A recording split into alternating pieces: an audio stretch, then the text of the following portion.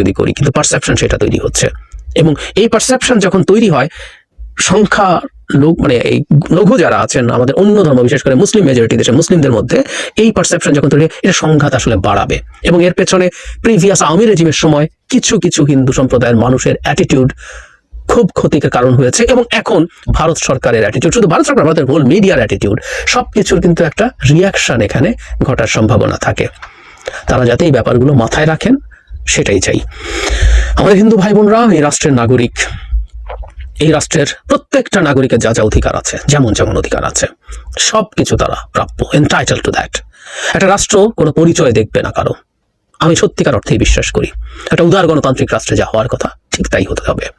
এর মধ্যে কোনো রকম কোনো দ্বিমতের জায়গা নেই, কোনো মানে অল্টারনেটিভ কিছু হবে সেটার জায়গা নেই।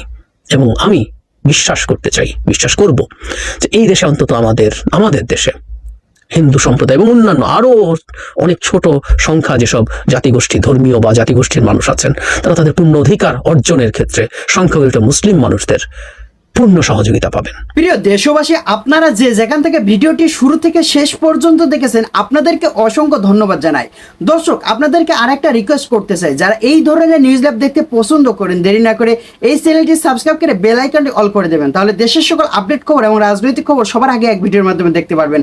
তাহলে দর্শক শ্রোতা সবাই ভালো থাকবেন, সুস্থ থাকবেন। দেখা হবে পরবর্তী নেক্সট কোনো নিউজ অথবা দেশের কোনো আপডেট খবর নিয়ে। আসসালামু আলাইকুম।